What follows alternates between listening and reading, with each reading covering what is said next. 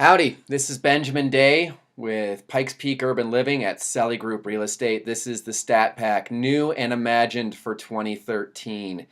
And we're telling the story of the local market data through January 2013. This is an 8-year snapshot now, going back to January of 2005. Want proof? Well, here's your Pikes Peak Association of Realtors disclaimer. Read away. Finished up? Good. Let's do some data. This is crazy slide number 1. This is active listings relative to sold listings. The active listings are queued to the left axis. The sold listings are queued to the right axis. And we have our friend time along the bottom. Going back to January of 2007, what you will see all the way at the far right is that we had the most number of listings sell in January 2013 since January of 2006. It was a 7-year high. It was such a significant number. We had 686 listings sell in January of 2005 and 673 in January of 2006. What'd we do last month? 660. We were 4% away from those peak numbers. But take a look back in time, as we will going forward here, at what the number of listings were on the market, and we actually were doing better than that. For the last 12 consecutive months, we've seen less than 6 months of inventory in the market. 6 months is considered a balanced market where neither seller nor buyer has control of the market. It's been a seller-controlled market for 6 months, and as you can see, that inventory plummet in the end of 2010 going into 2011, and how little inventory came on in 2011 and how little came on in 2013. What we're seeing is that has created market stabilization. The market corrected in 2011.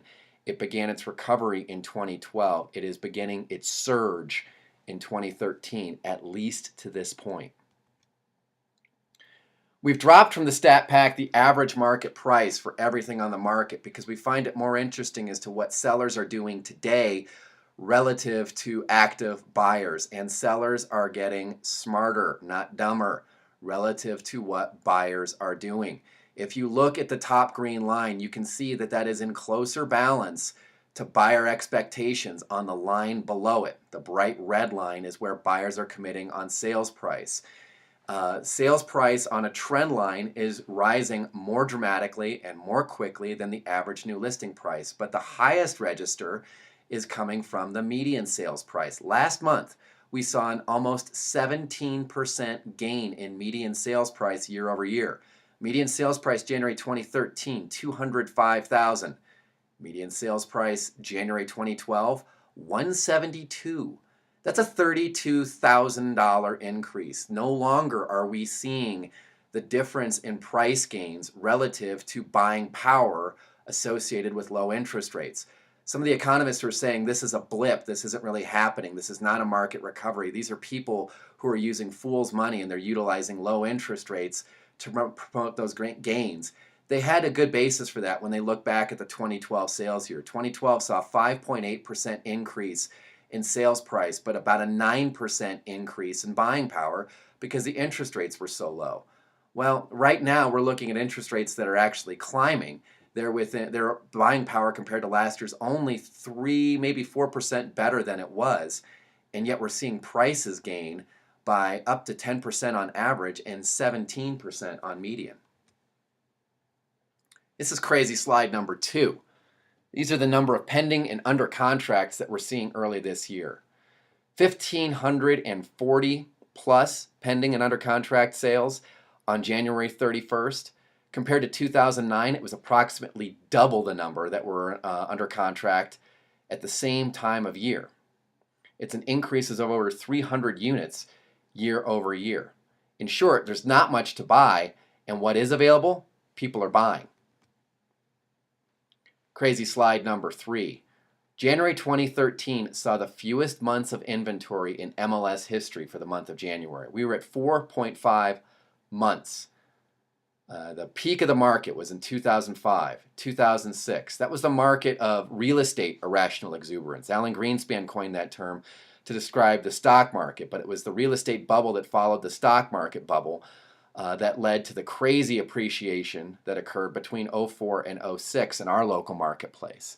And we always look at '05 and '06 as a bellwether of a screaming, stupid marketplace where people were buying without care or concern. Well, when you see 4.5 months, there were fewer sales January 2013 than there were January 2005 or January 2006. But we're talking by a factor of 26 units and 13 units difference. That is it. And with the surprisingly smaller inventory, we are at a 12-year low in market inventory right now, and the surging buyer traffic, there's 4.5 months of inventory for sale right now. That's putting pressure on prices to go up.